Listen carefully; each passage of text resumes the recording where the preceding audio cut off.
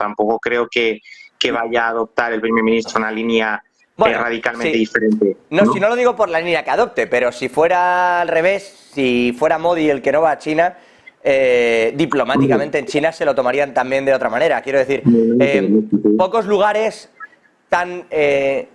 diplomáticos en el gesto como China. Entonces el hecho de que deje de ir el propio Xi Jinping,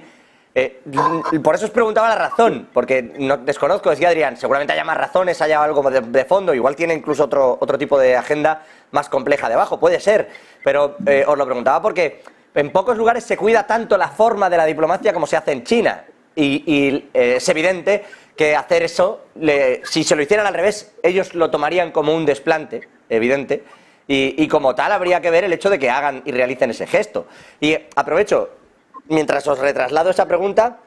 alguien apuntaba por detrás en algún momento. Bueno, es que los BRICS, como grupo, algo parecido a lo que decía Adrián, está bien, porque son un núcleo, cuantos más países haya, bueno, todo bien,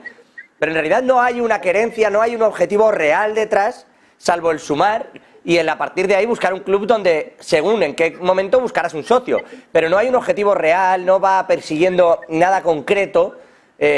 ni nada tan fácil de realizar. Al final, hablar de que buscan la desdolarización es, uno, ser muy genérico, y dos, es complejo ese asunto, incluso entre los propios países que forman los BRICS. ¿Hasta qué punto en realidad le veis recorrido como conjunto a los BRICS y qué importancia le dais a la ausencia de Xi Jinping en India? Bueno, vamos a ver, yo creo que de alguna forma ya lo he apuntado antes, pero mi interpretación es que esta ausencia no está pensando en un gesto dirigido a India, sino en un gesto dirigido al G20, ¿no? Y que probablemente, creo que Luis lo ha apuntado también de alguna forma, probablemente de lo que se trata es de precisamente de quitar peso diplomático, peso estratégico al G20, bajando el nivel, y en lugar de ir de Xi Jinping, digamos, un segundo nivel. Hay que tener en cuenta que algo muy similar va a suceder con Rusia. Es decir, que en lugar de Putin va a ir el ministro de Asuntos Exteriores, con lo cual ya tendríamos a dos países del G20 que están, de alguna forma, bajando el nivel de la representación y, por lo tanto,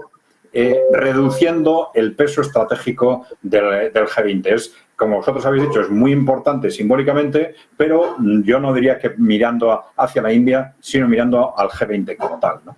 Vamos a ver, desde el punto de vista del peso, de las posibilidades, de las capacidades estratégicas del BRICS, vamos a ver, hay un primer elemento que es, vamos a decir, llamarlo de alguna forma, el antihegemonismo, ¿no? Es decir, en ese sentido, eso es coherente con la pluralidad. Es decir, si ellos están hablando de sustituir un mundo unipolar, claramente hegemonizado, pues vamos a decir, por Estados Unidos, si se quiere, por un mundo multipolar. Entonces, con la expresión multipolar ya están admitiendo ese concepto de pluralidad, de que polos de poder, polos geográficos distintos, con formas políticas, económicas y sociales distintas, pueden ponerse de acuerdo en hacer frente a esa unipolaridad, a esa hegemonía unipolar. Lo mismo sucede en el ámbito monetario, ¿no? Frente a un mundo que ha estado dominado por la hegemonía del dólar, y esto ha sido a corto plazo muy bueno para Estados Unidos, a largo plazo seguramente una trampa, pero bueno, frente a esa, vamos a decir, gestión financiera desequilibrada, pues plantean una gestión financiera multipolar que represente de una forma más coherente el papel de cada país o de cada región en el globo. Desde un punto de vista de modelos internos, también ellos plantean la necesidad de respetar los modelos sociales, económicos y políticos de cada país, partiendo de ese principio de multipolaridad y de diversidad. Y finalmente, bueno, sí se puede decir que en la práctica puede haber una cierta atracción porque dentro de esos modelos diversos, por los que vayan resultando más eficientes. Y es evidente que hay, digamos, un posicionamiento de muchos países emergentes y en desarrollo que están mirando quizás políticamente hacia Rusia, por ejemplo, y económicamente hacia China, desde la perspectiva de modelos que apuestan por el desarrollo, que apuestan por por el crecimiento incluso, ¿no? Frente a un Occidente que se ha olvidado de crecer, que ha de alguna forma relajado sus prioridades estratégicas, que no tiene un modelo de desarrollo claro, que está apoyado en un modelo de desarrollo que en los últimos 50 años no funciona, que no consigue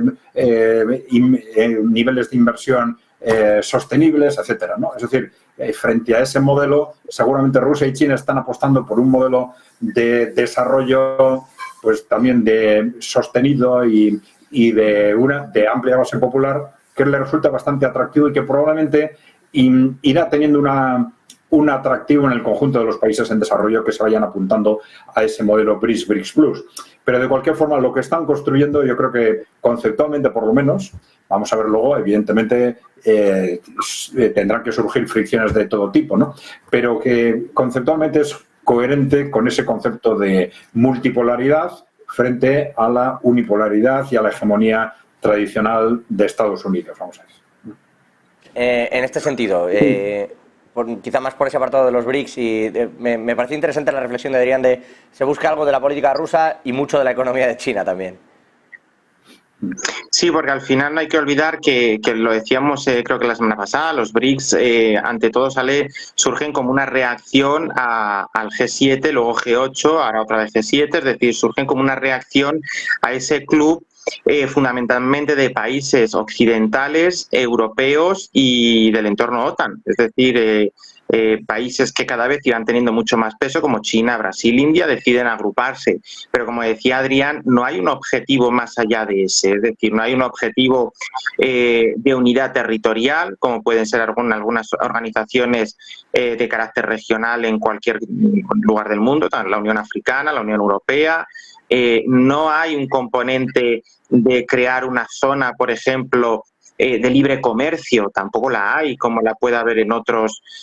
lugares o en otras latitudes, ¿no? Es decir, el único nexo de enlace es el servir como plataforma alternativa a esa unipolaridad capitaneada por Estados Unidos, en el que los líderes del G7 se sentaban junto al presidente de turno de la administración norteamericana y decidían en base a cuestiones que solo afectaban al que puedo llamar primer mundo, ¿no? Es decir, ahí está la clave.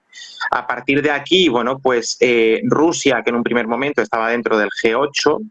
es expulsada por Crimea, por el conflicto de Crimea en el 2014, y a partir de aquí busca reorientarse, ¿no? Y ahí es donde tenemos el modelo ruso-chino, que son los dos países que yo creo que llevan la voz cantante, o un poco lo decías tú, en lo político y en lo económico. Al final el resto van un poco, no al rebufo, pero van un poco, bueno, pues viendo qué parte de ese modelo le va sirviendo en función de la coyuntura que se vaya viviendo en el país, ¿no? Y ahora con estos nuevos miembros, bueno, pues aparte de que hay que ver cómo se materializa y hay que ver cómo se plasma, pero yo el otro día vi en Instagram un mapa de ciertos componentes, de ciertas variables y de ciertos datos de lo que iba a suponer, pues, en potencial de crecimiento de la economía, de peso del PIB en la economía mundial. Es decir, el salto también es importante, más allá, yo lo decía la semana pasada, de a ver qué pasa con Argentina si Milei gana las elecciones, ¿no? Pero aparte de eso, estamos en un proceso de multipolarización del mundo, es decir, tampoco es un proceso nuevo, es un proceso que comenzó unas cuantas décadas atrás, sobre todo a partir de la caída de la Unión Soviética y esa no ubicación de Rusia dentro de ese modelo capitalista, ¿no? Y la emergencia de otros países, por supuesto, ¿no? Pero